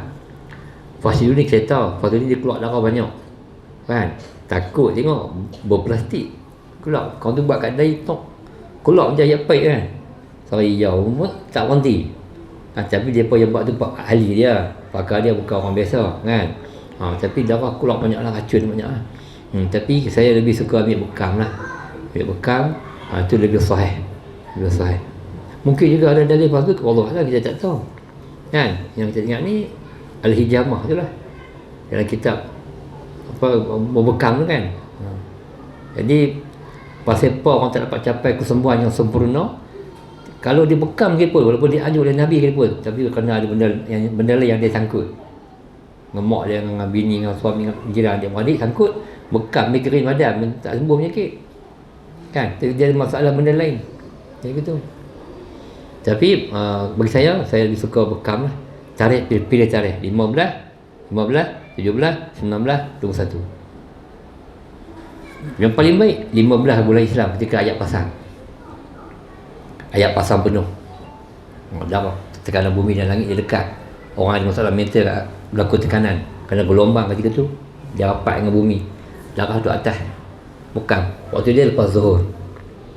Dan jangan bekam hari Rabu, menyakit. Jangan gunting rambut hari Rabu, jangan gunting kuku hari Rabu. Waktu paling baik pagi nak pergi sembahyang Jumaat. Itu. Ni setiap kuku yang dipotong niat lillahi ta'ala gugok dosa kecil. Sakit tak buat dosa besar. Barang siapa hidup satu sunnah ku akhir zaman, tak perlu pergi perang jauh. Siapa hidup satu sunnah ku akhir zaman, satu sunnah ku akhir zaman, 100 pahala syahid. 100. Nak pergi sakit satu. Pahala jihad keliling rumah. Pagi-pagi nak keluar rumah ni, ya Allah aku keluar ni nak makan, nak belah, nak minum lillahi ta'ala. Setiap langkah yang kita langkah tu gugurkan dosa kecil dan mendatangkan rahmat Allah. Duduk taniak aja. Tapi bekam, saya habis bekam lah. Cari ahli dia. Malam jangan bekam, lepas matahari turun jangan bekam kalau tak darurat. Itu. Pada saluran darah dah sempit. Dan anak-anak muda kalau ada jemaah malam, tolong jangan bersukan, jangan main futsal, jangan main badminton, dan jangan jogging malam. Tak boleh, tak kena. Tu ada tu orang belakang kan, kalau duduk lawan tengok tu dia pun buat benda tu lah. Lama-lama sekali tak apalah kan. Pasal apa tu? Badan ni ada hak. Bila matahari dah turun, bila ada horizon bawah kaki langit, matahari dah turun bawah, saluran darah kita dah sempit. Saluran darah dah sempit tu kita mengantuk, oksigen dah tak cukup kan, nak lena kan, sempit. Tapi malam kita makin kita lompat, main badminton makin kita lompat, jantung terpaksa pam lah. Kalau kita makin lompat, jantung terpaksa pam. Bila jantung pam, darah terpaksa bergerak. Darah bergerak dalam keadaan saluran darah sempit. Kita bayang macam mana ibarat kita buka paip ayak, kita simpui. Buka paip ayak, ikat simpui. Dia tembak dalam kepala paip. Itu banyak orang kena CVA, cardiovascular accident, serangan jantung mengejut. Dia bukannya dia kata dia ada lemah jantung. Dia bukan masalah lemah jantung. Serangan jantung mengejut, tak perlu tunggu dia ada lemah jantung ke tak. Tengah duduk tidur, tengah duduk sukan, tengah duduk lumba basikal, tengah main badminton, tangkap pasal pegang jantung, sarung sempit, hampir lompat-lompat, dia nak pergi tak boleh, patah balik, pegang jantung. Nasib baik dia tak mati, dia patah balik darah, pecah sana, tembok dalam kepala paip tadi pecah. Gitu. Jadi kita kena kita suka bercanggah. Orang buat jalan kita satu hal, pikut tu kita nak main juga apa ni. Habis tu orang marah, orang tak main, kita nak marah. Apa? Cuma kita orang Penang tengah nyanyi lah. Tak boleh lah gitu kan. Jadi bila kita kena, bima kasabat aidina, kita ya kosakkan dua tangan kita juga. Kita nak bagi kiamat dengan dua tangan je. Kiamat tubuh. Okey, ada masalah. Ya. Okey, baik. Satu soalan cukup baik. Pasal banyak orang kena benda-benda ni. Okey. Bahasa barat kata, sekali kamu kena macam mana darah tinggi tak ada ubat. There's no cure. When you get diabetes, dok, mana boleh. Nabi kata, likuli da'in dawa. Setiap satu kita ada ubatnya. Siapa nak rawat macam mana? Ada lah ubat lah. Apa yang berubah? Syuru, pemakanan, kena jaga. Yang pertama, bukan ubat. Yang pertama, nasi makan sikit. Sikit. Lauk banyak. Kuih ni kalau nak betul-betul nak rawat macam mana ni? Kuih muih lama-lama sekali. Minggu sekali ke, kuih-kuih pun tinggal. Teh tarik, jangan kerak. Tidur, jangan buka lampu.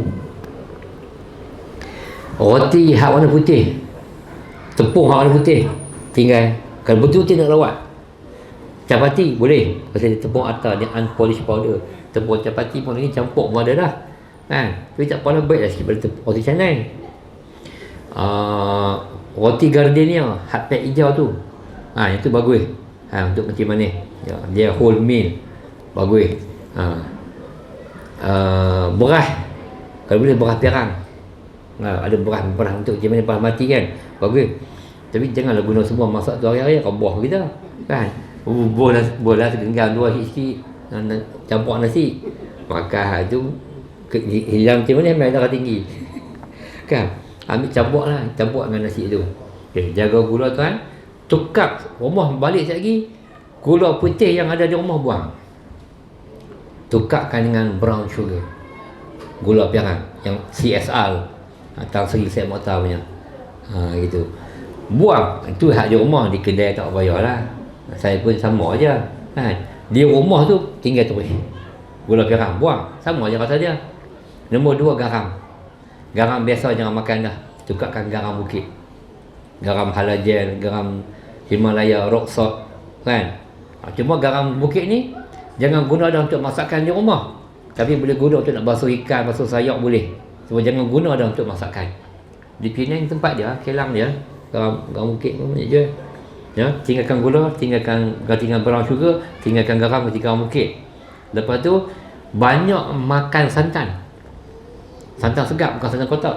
Pasal santan ni dia tak trigger insulin.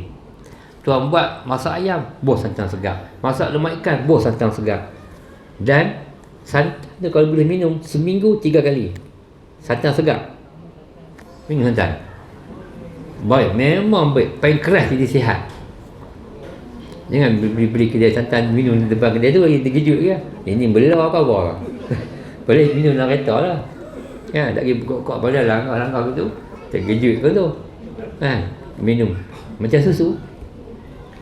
Dia memang baik. Santan memang baik untuk jaga pankreas. Bila orang nak mana teruk, mereka akan bubuh injek insulin kan, injek insulin sebagainya. Dia bukan masalah insulin tak ada. Insulin banyak, lama-lama berlaku lambakan insulin, sistem berpinggang nak rosak. Dia bukan masalah insulin tak ada. Insulin tu tak bekerja. Fungsi insulin dalam badan untuk mengambil gula dalam darah, tukarkan kepada gula ringkas, kepada tenaga. Maksudnya bila gula jalan dalam darah, mesti tengok saya, dia tak ambil gula tu, tukar kepada tenaga. Jadi berlaku lambakan lah, rosak berpinggang. Apa kita nak buat? Kena report dekat CEO insulin. Apa dia? Pankreas. Dia satu bahan nama phytoinsulin. Dia duduk dalam mana? Phytoinsulin. Payah kata. Jangan besar, payah kata kecil. Plantisol phytoinsulin tu dia ada dalam payah kata. Bila masuk dalam badan, plantisol phytoinsulin tu dia akan pi kat insulin, dia akan gerak. Dia gerak. Ni hang tengok. Insulin orang nak buang tak buat kerja. Dia gerak tu dia orang tak arahan. Dalam badan kita ada sistem dia. Kan? Report kat bos ni dia buat kat tu. Kan? Jadi baru dah dia buat kerja, lupa teralik. Baru dia buat kerja balik. 2-3 kali dia kena tampak dengan bos baru dia buat kerja. Kan? Kita ada bubuh insulin. Bukan insulin tu tak ada. Insulin tak buat kerja. Tapi oleh kerana perubatan alopati ni dia bukan rawat punca. Dia rawat tanda ya. Macam batu dalam bedu. Mereka buat apa? Buang bedu. Kan? Kalau besar, kalau kecil boleh reza. Buang bedu. Sedangkan punca batu dalam bedu bukan kerana bedu. Hati dia ada masalah. Dari mata turun ke hati. Kan? Apa dah rahsia dia? Bila kuman, hati ada kuman, mata akan kuning. Itu pun sensor, signal pada badan kan. Dia habaq, badan aku ni duk kena, ada hatiku ada kuman, HEPA. Bila hati kena serangan kuman, dalam hati ni kalau sihat, dia ada satu jus, nama dia bile juice, B-I-L-E, bile juice. Fungsi bile juice ni untuk apa? Untuk bind, bungkus kolesterol hak lebih yang ada dalam badan. Kolesterol ni dia akan bungkus kolesterol hak lebih ni, dia akan buang najis besar. Jadi bila hati kena kuman, hati tak rembeskan, tak spray, tak keluarkan bile juice, kolesterol tu sedut masuk dalam bedu. Jadi Tuan Haji Ismail HPA, kita lama untuk guru saya lah, tokek kelang kopi ready kan. Jadi Tuan Haji Ismail buat istikharah sebagainya, Allah buka, dapat satu bahan, nama dia curcuminoid, active ingredient, bahan kimia nama curcuminoid. Kami pula cari dah pula cerita kunyit ni, kes tengok di awal kan, benda gaib tidak boleh jadikan hujah untuk orang percaya, sekadar berkongsi. Jadi bila dia keluar pagi lepas baca al-maq surat pagi, kami di kilang HPA wajib duha dan baca al-maq surat. Pagi tu Haji main tak? Tu macam tengok awal macam kunyit. Kan kalau kita masalah nak selesaikan masalah batu empedu ni kan, dia main macam kunyit. Awal tu macam kunyit. Gambar ni kita tanya hak ni apa? Ubat batu dalam bedu. Syasa tengok apa kandungan dalam kunyit. Syasa tu curcuminoid. Fungsi curcuminoid. Curcumin kunyit, curcuminoid active ingredient dalam curcumin. Bila curcuminoid masukkan dia kuning. Kuning ni antibiotik lah. Dia jadi apa, macam cegah kuman lah. Kan bubur iodin kan kuning kan. Antiseptik. Jadi bila curcuminoid masuklah hati, dia akan paksakan hati tu keluarkan balik bile juice. Keluar balik kan. Kena lembek dalam tu. Ni satu orang tua umur 85 masa tu, dia berubat mata tak mahu nak lega, panggil bomoh perempuan main rumah dia. Bomoh perempuan tu orang Padang Besar, boleh orang Padang Besar nak berubat. Dia kata ada saka dalam badan makcik ni. Sedangkan orang tua ni tahajud seumur hidup. Seumur hidup dia tahajud, dan tangan ni selalu buat gini. Saya lihat jemaah duduk bawa zikir apa? Subhanallah. Seumur hidup dia zikir Subhanallah. Itu pun Allah kira jangan main. Subhanallah. Dan tahajud tak pernah tinggal. Baca Quran setiap hari. Bomoh ni kata perempuan ada saka. Lepas tu saya balik saya kata, orang kampung tu berseri tu jaranglah main kat saya. Yang main orang luar banyak. Jerman pun main lagi, warna kanser, skin cancer. Dia main luncur rakyat laut ni kan, main apa? Skateboard jet ski. Dia main ubat dengan saya, orang Jerman. Lega kan. Jadi orang tu tak main. Orang Korea ni, khususnya di Berseri pada besar tu, saya orang Berseri. Jadi dia pun tengok, Dr. Hisham berubat kan. Dia pun tanya, di mana rumah Dr. Hisham? Buat apa? Kami nak pergi berubat. Dia cakap gini, berubat. Yang dipetau saya kan, saya pakai batu pada mata. Saya tak cerita ke orang pun kan. Lepas tu berubat gini. Dia pun main berubat kan. Luar negara, main pada Jerman, main pada Australia kan. Jadi orang tak tahu kaedah perubatan yang kita buat. Jadi saya pergi betul lah, buat benda ni. Jadi orang panggil apa, langkah tak lepas kot. Mamai juga rumah kita tadi, mai ikut saya. Kita pergi klinik penawar Kuala Polis. Pergi scan kat Unimed klinik. Scan ada 4 ekor hantu dalam badan dia. 5 ekor, 4 kecil, 1 besar. Batu je lah. Ada 4 biji batu dalam bedu dia, 1 besar. Yang perempuan dia kata hantu tadi ni kan. Balik di rumah, saya buat jus saja. Suruh isteri saya buat, masak, proses rumah, perak, pergi minum. Hari kelima pecah. Pergi scan, nak sah balik, pergi scan. Doktor ni suami isteri dia doktor pakar hospital Kangat. Hari yang tak kerja hospital Kangat, abang buka klinik di Kuala Perlis. Ni kata 4 ni berubah-ubah, pecah. Hak satu tu bokok macam roti jala dah, pecah dah. Makan apa ni? Dia kata apa ni, ada orang biar ubat lah. Dia, kau tu main duduk dalam kereta saya lah. Saya pergi. Dia kata bagi makan apa? Kira doktor ni saya respect lah, dia warak, dia memang orang tawaduk lah. Dia kata Amerika doktor. Kalau dia boleh lagu tu, tabik Dia kata boleh saya minta izin halal ilmu ni, petua saya nak abad kat orang lain pula. Oh hebat doktor ni.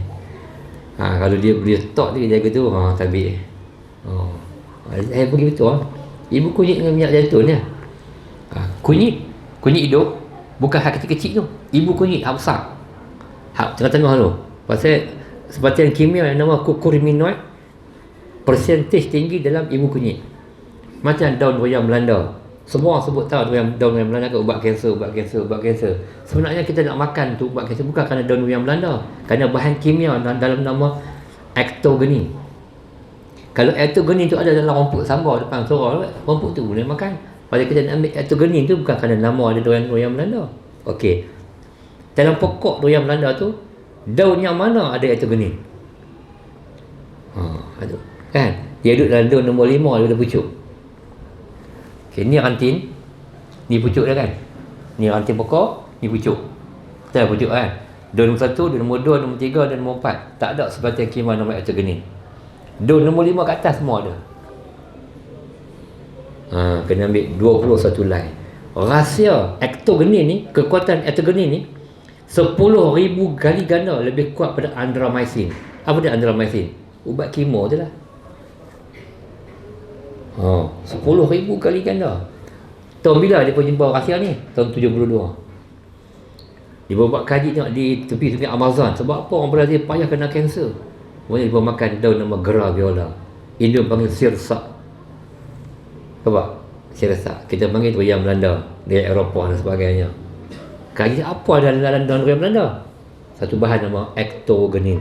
10,000 kali ganda kuat pada andromycin. Jadi seandainya dunia tahu benda ni, perniagaan farmaseutical dunia akan merodung. Jadi dia expire. Tapi rupanya wa makarullah wallahu khairin makirin. Allah rancang lebih pada tu. Salah seorang mak pada tim penyelidik tu kena brain tumor, kanser otak. Dia print out statement tu, lari pergi duduk di Jakarta. Kahwin dengan perempuan Indonesia, masuk Islam, lalu buat buku. Saya jumpa buku dia di Gramedia di Jakarta. Saya dulu mengaji di Jakarta 7 tahun. Di UC Syahid Jaya, buat PhD sana lah. Jadi jumpa dia lah, di buku dia terus dia lah, sign lah. Sekerah tu. Duk sembang ni dia, apa yang saya sembang ni, apa yang dia abang saya lah. Gitu. Daun macam mana? Ni petua nak buat bagi jadi ni. Daun nombor berapa, ambil waktu bila. Seni penyembuhan tu penting. Nak jual kat kayu, nak buat ubat, semua boleh. Semua boleh. Jadi, lepas tu, jaga makan tuan, gula, garam dan sebagainya. Dan kalau untuk herba, saya akan bagi almana, tepung Bali. Siapa ada kencing manis, tak boleh tinggal, kena makan talbina, sunnah Nabi. Tuan tekan kan sunnah talbina, tekan dalam Google khasiat talbina, Rasulullah makan setiap pagi. Talbina tepung Bali. Dan dia boleh buat lempeng ke apa boleh. Saya akan bagi almana, tepung Bali, teh herba. Kalau dia pi ke buah pinggang dah, saya akan buah kulim. 4 benda ni. Buah kulim baik, dia antibiotik. Soalan? Nanti takut lama-lama. Cuba apa? Bilang ikut 10 minit kita tutup no? Okey, tangan kebal-kebal ni dia tak ada benda lain, dia ada 2 benda. Yang pertama tulang belakang, yang kedua darah. Dah kena abang ni dekat, kita boleh tengok lah. Cuba abang buat tangan kita. Kurang kasyah. Buat gitu. Papak jari. Okey. Daripada apa yang kita boleh tengok ni, tulang belakang abang belah kanan. Tulang belakang belah kanan, dan dia kapit saraf belah kiri. Dan abang kena jaga makanan yang berminyak. Kolesterol dah mula meningkat. Pasal dia ruas jari yang terakhir ni merah. Kita perhati tengok pasal tak ni jari kita ni kan. Ruas hatlah ni dia merah terang. Siapa hak merah terang ujung ruah ujung ni kolesterol tu, darah lemak banyak. Dia jangan tunggu. Aku kurus pun kolesterol. Ha? Ada? Tak tunggu orang gemuk. Jadi yang pertama kali kena betul buat kira lah. Kena betul tulang belakang dan jangan lupa berbekal. Kalau tak nak bekal, pertama kali kalau pertama kali bagi kita kat tukang bekam, saya nak bekam sunnah. Bekam. Kalau cari kat sini Ustaz Muhammad Aizan. Ustaz Aizan di mana Ustaz? Jalan Jerutung. Jerutung. Dekat Masjid Jerutung. Pak Aizan. Ada orang ni? Ada. Muslimat? Saya muslimat banyak tanya.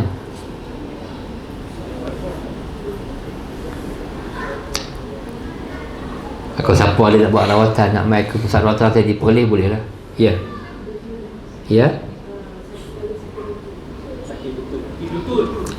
Okey, sakit lutut ni kita tak boleh kategorikan sebagai penyakit. Dia ni simptom faktor usia, faktor kalsium dan sebagainya, faktor berat badan dan sebagainya. Tapi kalau kami tu cucu saya sampai lah Muhammad, saya hantar lokasi kat dia bawah. Ni untuk muslimat. Saya nampak ada bawa anak tu. Kalau muslimat yang nak tanya penyakit tu, tengok tempat tangan ke, nak sebutin tulang belakang ke, anak perempuan saya boleh buat ada belakang. Dia baru sampai. Boleh nak tanya suruh dia tengok tempat tangan ke apa pun boleh. Okey. Untuk sakit lutut, sakit saraf, orang asli dalam hutan ni baju tak pakai, kasut tak pakai, boleh naik turun dalam payah kena penyakit lutut semua kuat. Apa dia makan? Dia makan ubi ayam mah. Ubi ayam mah kan dia punya bulu-bulu tu, tapi tu bulu tu untuk ubat luka. Ni dia punya ubi apa dia macam asam keping. Kalau pergi Cameron Highland dekat tanah rata tu, Tampona tu, ada orang saja di kiri kanan jalan, dia macam asam keping tu. Saya ada bawa tapi dalam 5-6 paket kalau tak silap. Mana orang beli habis dah. Ada dekat depa. Kau mana kau ada di luar ke? Dia macam asam keping. Kalau pergi Cameron Highland di kanan jalan tu ada. Siapa makan ubi ayam mas tu memang lutut kuat. Kalau semua nak semayang nak sujud berkenaan terjun di tangan kan. Sakit tekam orang ni. Kena ubi ayam mas dia pendok dan dia rawat prosedur. Dia vitamin C dia tinggi. Apa dia ubi ayam mas ni? Dia ubi pokok paku gajah. Dia hanya ada di tempat tinggi lah. Usah batang usah kan. Paku tu ubi bawah tu. Dia bulu dia macam kepala kera tu. Itu. Itu baik untuk sendi tulang lah. Ada orang kurang tanya lain pada penyakit, nak tanya bab batu ke apa boleh ya.